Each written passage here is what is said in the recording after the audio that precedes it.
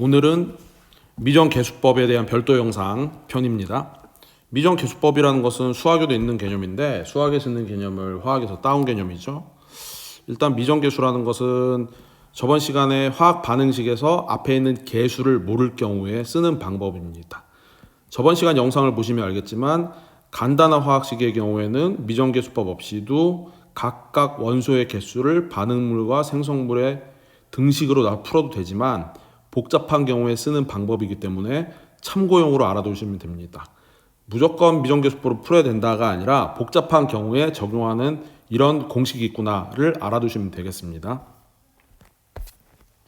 자, 그래서 문제를 이렇게 준비를 했는데 첫 번째 문제, 물이 분해돼서 수소와 산소로 나눠지는 반응식을 하기 전에 일단 먼저 우리는 항상 그랬지만 이를 이제 화학식으로 나타냈죠. H2, 물은 H2고 수소는 H2 플러스 산소 O2. 이 정도는 다 알고 있을 텐데 요거를 우리는 어떻게 썼냐면은 저번 시간에는 1단계 분자로 바꾼다, 2단계 계수를 맞춘다 이런 방법을 썼는데 그 방법은 저번 시간에 익숙해져서 다 알 테니까 오늘 미정계수법을 풀어보겠습니다. 미정계수법을 일단 앞에 계수에다가 소문자로 붙이는 게 첫 번째 순서입니다. 첫 번째. 그러니까 앞에 있는 계수를 A, B, C라고 모르기 때문에 미지수인 A, B, C로 놓는 거죠. X, Y, Z로 놔도 상관없지만 화학식의 이제 분자의 개수가 3개 이상을 넘어갈 경우에는 Z 다음에 쓸 게 없기 때문에 소문자 A, B, C로 쓰고 당연히 소문자로 써야 되는 이유는 아시겠지만 원소의 기호는 대문자이기 때문에 개수는 소문자로 놔야지 헷갈리지가 않습니다. 자, 반응물에서 수소를 따져봅시다. 수소의 경우에 수소를 좌우하는 놈은 얘밖에 없죠. 그런데 여기 있는 분자의 경우에는 수소 원자 2개가 A 값을 좌우하기 때문에 2A가 됩니다. 무슨 말이냐면은 A가 1일 경우에는 전체 값이 2, A가 2일 경우에는 전체 값이 4. 그 뜻은 뭐냐면은 물 분자가 A개일 경우에는 전체 수소 원자의 값은 2A가 됩니다. 그래서 2A가 되는 거예요.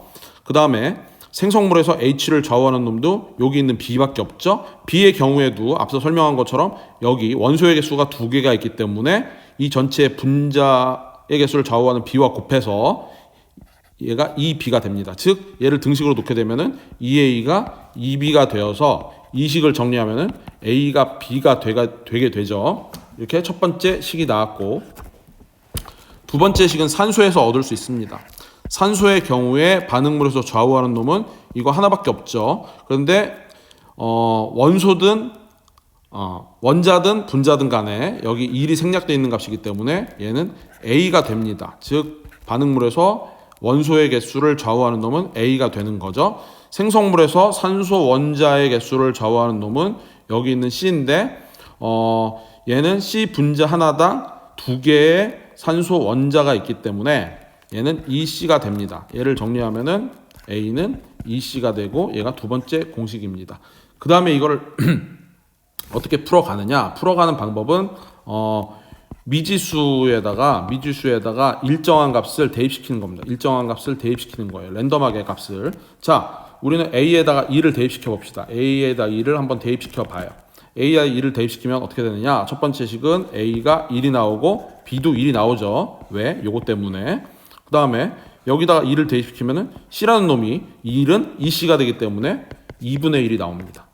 이럴 경우 여러분들이 당황을 해요. 일단 다 지워볼게요. 여기 미지수를 구했기 때문에 미정계수를 구했어요. 일단은 다른 색깔로 A가 1, B가 1, C가 2분의 1이 나왔습니다. 여기까지 이해가 됐죠?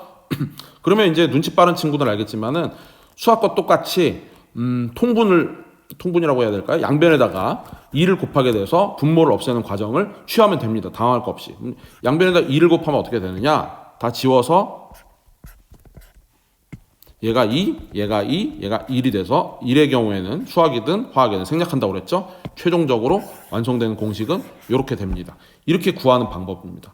그런데 여기서 한 가지 팁을 더 주자면 이런 식으로 이 C라고 나온 부분에 요 C의 값에다가 2를 대입시키는 게 C의 값에다가 2를 대입시키는 게 좀 더 깔끔한 방법입니다. 한번 지우고 다시 한번 해볼게요. 선생님은 일부러 틀린 식으로 해서 여러분들이 당황하지 않도록 하는 방법을 설명했지만 이 공식 다 쳤을 때 다시 리와인드해서 지울게요. 자, 좀 지저분하네요. 자, C에다가 2를 대입시켜 볼게요. 왜 C에다 2를 대입시키냐면은 A에다 2를 대입시킬 경우에는 분모가 나왔죠. 분수가 나왔기 때문에 앞에 값에 어떤 상수가 있는 값에다가 2를 대입시켜 주는 게 굉장히 계산이 깔끔합니다. C에다 2를 대입시키면은 이 식에 의해서 A는 얼마가 됩니까? 2가 되고 A가 2가 되기 때문에 1식에 의해서 B도 1이 됩니다. 우리는 정리하는 거 좋아하죠. A2, B1, C1. 아니 왜 1이에요? 2죠. 아, 선생님 산수 실수. A가 2가 되죠. A와 B가 같으니까 산수 실수. 그래서 B도 2, C가 1 해서 얘를 결국 이렇게 대입을 다시 시켜보면은 A가 2, B가 2, C가 1 해가지고 1은 생략해서 이런 식으로 식이 정리되는 방법.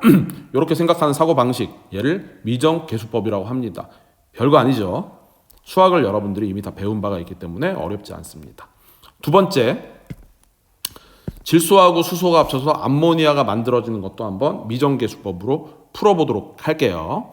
자, 질소의 경우에는 N2, 수소의 경우에는 H2가 만나서 암모니아 NH3. 자, 어떻게 자연스럽게 나옵니까? 이렇게 공부해야 돼요.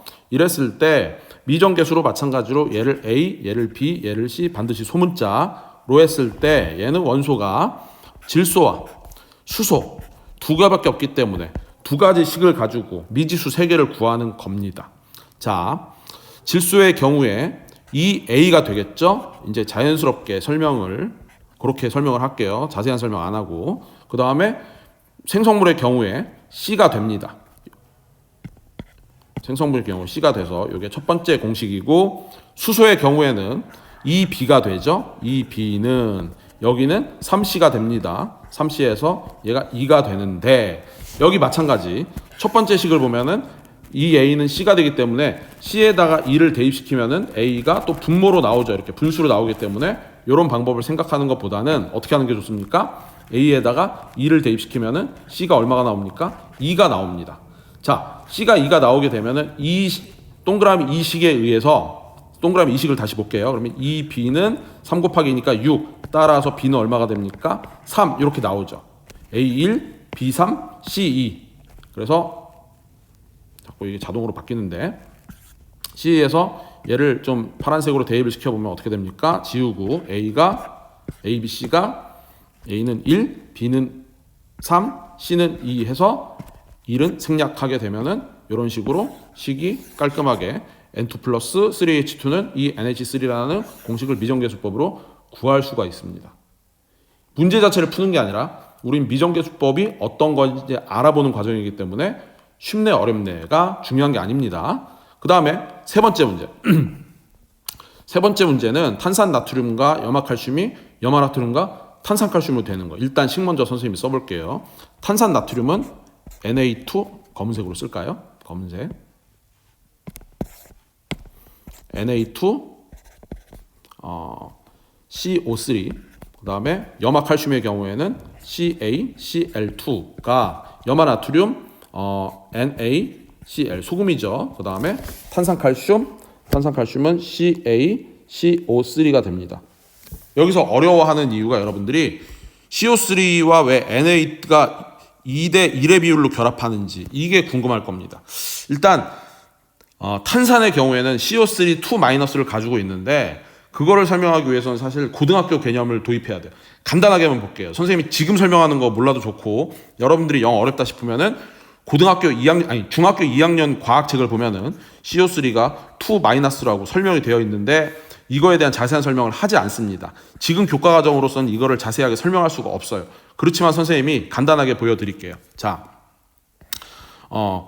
카보네이트라는 CO3 2-는 이런 구조식을 가지고 이렇게 되어 있는데 여러분이 왜 이거를 이해를 못하냐면 아직까지 레조넌스라고 해서 이거 왜 이럽니까? 레조넌스라고 해서 공명 구조를 배우지 않았어요. 즉 얘네들은 쉽게 설명하면은 세 가지가 공존하고 있는 상태인데 이거를 모르기 때문에 우리는 굳이 이걸 알 필요도 없고 뭐 그냥 간단하게 설명하면은 이 공명 구조 중에 하나인 왼쪽에 있는 요거를 가만히 보게 되면은 이런 식으로 설명을 하는데 지금은 참고용이니까 물론 몰라도 좋습니다. 그냥 CO3는 2-다라는 것으로 간단하게 중학교 2학년 국어에서 설명이 되어 있습니다. 그런데 선생님이 굳이 설명을 하자면 탄소의 경우에는 여기 색깔로 나타냈죠. 탄소의 경우에는 최외각 전자 껍질의 전자가 하나, 둘, 셋, 네 개니까 빨간색으로 전자를 구분해서 나타냈습니다. 산소의 경우에 세 개가 있는데 위의 산소부터 볼게요. 위의 산소의 경우 최외각 전자가 하나, 둘, 셋, 넷, 다섯, 여섯 개가 있어서 밑에 있는 산소와 두 개를 공유 결합을 해서 이중결합, 더블 본드라고 그러는데 이중결합을 해서 이렇게 8개로 안정한 형태를 취했습니다. 그 다음에 탄소의 경우는 위에 거 두 개를 공유받았지만 밑에 있는 산소에도 하나씩을 더 공유받게 되면은 탄소 입장에서는 하나, 둘, 셋, 넷, 다섯, 여섯, 일곱, 8개에서 얘도 8개 안정이죠. 문제는 밑에 있는 두 개의 산소입니다. 밑에 있는 두 개의 산소는 어떻게 되냐면 최외각 전자 껍질의 전자가 16쪽이기 때문에 6개밖에 없는데 하나, 둘, 셋, 넷, 다섯, 6개 가지고는 탄소와 하나를 공유해서는 7개밖에 안 됩니다. 지금 세볼까요? 하나, 둘, 셋, 넷, 다섯, 여섯, 7개밖에 안 되죠. 즉 얘는 전자 한 개가 부족한 상태가 됩니다. 전자 한 개가 부족한 상태를 우리는 마이너스로 표시하고 오른쪽도 똑같아요. 오른쪽에 최외각 전자 껍질의 전자가 6개밖에 없는 산소가 하나, 둘, 셋, 넷, 다섯, 6개밖에 없는 산소가 위에 있는 탄소와 하나를 공유하게 되면은 총 최외각 전자 껍질의 전자가 7개밖에 안 되기 때문에 전자 하나가 부족한 상태가 돼서 이렇게 설명하고 있습니다. 다시 한번 볼까요? 요거죠. 맨 왼쪽에 있는 거. 지금 인터넷 창에서 선생님 펜을 못 쓰는데 맨 왼쪽에 있는 요 상태. 요 상태가 아까 설명한 요 상태랑 똑같은 상태라고 보시면 됩니다. 어렵죠? 어려운 경우에는 이거를 굳이 이해하지 않아도 좋습니다. 그렇지만 선생님이 간단하게 설명을 한 거예요. 즉 탄소의 경우에는 CO3 2-를 가지고 있기 때문에 전자 두 개를 받아들여야 하기 때문에 일족인 나트륨과는 당연히 2대1의 비율로 결합을 하겠죠. 그래서 탄산 나트륨의 화학식은 Na2CO3입니다. 그걸 간단하게 설명했고 염화 칼슘의 경우에는 칼슘이 2족이기 때문에 염소와 2대1의 비율로 결합하는 거 알겠죠? 얘는 17족이기 때문에 전자 하나를 받아들여야 되고 얘는 2족이기 때문에 전자 두 개를 버립니다. 그러니까 2대1의 비율로 결합해서 이렇게 된다는 거. 탄산 칼슘의 경우에는 얘는 전자 두 개를 버리고 얘는 전자 두 개를 받아들여야 되기 때문에 여기 있는 두 개를 일방적으로 주다 보면은 CaCO3라고 1대1의 비율로 결합을 하겠죠. 자, 지울게요. 사실 이거를 설명하기 위한 게 아닌데 이것 때문에 설명이 길어지는 일이 생기네요. 자, 탄산나트륨과 염화칼슘을 미정계수법으로 풀어볼게요. 파란색으로. 일단 등식으로 놓는다고 치고 얘도 마찬가지로 A, B, C, D. 왜 XYG로 하면 안 되는 이유를 알겠죠? XYG 다음에 A로 놓으면 지저분해지니까 처음부터 미정계수를 A, B, C, D로 놓는 게 좋은 방법입니다. 나트륨의 경우에는 나트륨을 좌우하는 것은 첫 번째 A밖에 없죠. 그런데 여기에 원소의 개수가 2개가 있기 때문에 이 A가 되고 여긴 없죠. 여긴 없어요. 그래서 나트륨을 좌우하는 것은 여기 C밖에 없네요. 그래서 C 첫 번째 공식이 나왔습니다. 두 번째 탄소를 볼게요. 탄소의 경우에는 여기밖에 없죠. 반응물의 경우에는 A밖에 없습니다. A는 왜 A인지 알죠? 생성물의 경우에 탄소를 결정하는 놈은 여기 있는 D밖에 없네요. D, 요게 두 번째 공식입니다. 세 번째, 산소의 경우에는 여기 A에서만 좌우가 되죠. 3A가 됩니다. 3A는 여기 생성물의 경우에도 마찬가지로 3D가 되겠네요. 여기는 산소가 없으니까 C에는 D에 있는 3D가 되는데 사실은 이거를 3으로 놓지 말고 2라고 놓는 이유가 위의 식과 위의 식은 완전히 같은 식입니다. 우리가 수학 문제를 풀다가도 똑같은 식이 나오는 경우가 있죠. 마찬가지예요. 마지막 염소의 경우 CL의 경우에는 CL을 좌우하는 반응물에서 EB밖에 없죠. EB는 자 염소를 좌우하는 놈은 C밖에 없습니다. 요게 3번식 이렇게 되는데 자 우리가 아까 선생님이 설명을 했죠. C에다가 E를 대입시키는 경우에 A가 2분의 1이 나오니까 좋은 방법이 아니라고 그랬습니다. 앞에 상수가 붙어있는 놈에다가 정수를 붙여주는 게 깔끔하다고 그랬어요. 계산이. 그래서 A에다가 2를 대입시키는 사고방식을 가진다고 그랬습니다. A에다 2를 대입시키면은 일식에 의해서 C는 얼마가 나옵니까? C도 1이 나와요.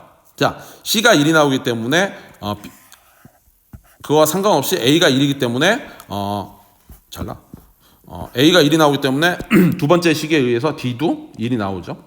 그 다음에 세 번째 식을 보면은 C가 1이었기 때문에 B가 얼마가 나옵니까? C가 1이니까는 B가 2분의 1이 나오나요? B가 2분의 1. B가 2분의 1. C가 1. 계산 잘못한 거 없죠? 이 B는 C. A에다 1 산수를 또 잘못했네요, 선생님이. 미안합니다. 이 산수를 잘못했어요, 산수를. 자, 다시 A에다 2를 대입시키면 C가 2가 나오죠? 어쩐지 이상하다고 그랬어요. C가 2가 나오고 두 번째 식에 의해서 D는 1이 나오고 C가 2가 되기 때문에 B는 1이 나옵니다. B가 1. 죄송해요. 선생님이 산수를 잘못했어요. 그래서 얘를 다시 여기다가 지우고 A, B, C, D를 집어넣게 되면 어떻게 되냐면 A는 1, B는 1, C는 2, D는 1 해서 2를 다 지운다고 생각하면은 이런 식으로 깔끔하게 식이 미정계수법으로 계수를 구할 수가 있죠. 자, 이제 세 문제를 풀어봤는데 어떻게 감이 잡혔습니까? 미정계수법 그렇게 어렵지 않죠. 여러분들한테 숙제가 하나 있습니다. 숙제를 한번 내볼 테니까 숙제는 계약 이후에 랜덤 박스가 있어요. 이 문제입니다. 요건 선생님이 풀어주지 않겠어요. 여러분들이 풀어서 정답을 댓글에다 달아준 친구는 선생님이 랜덤 박스 선물이 있습니다. 계약 이후에. 그런데 선생님 뷰테인이 뭔가요? 물론 녹색 창에다가 뷰테인 쳐도 되지만 또 친절하게 뷰테인 알려줄게요. 뷰테인은 C-H10이라는 탄화수소의 화합물인데 나머지 산소와 이산화탄소 물은 안 알려주겠습니다. 요거를 미정계수법으로 푸는 방법을 설명하는 것을 댓글로 달아주세요. 추첨을 통해서 랜덤박스 시상이 있으니까 여러분들의 많은 댓글을 부탁드리겠습니다. 오늘 미정계수법 특별편 영상 마치겠습니다. 감사합니다.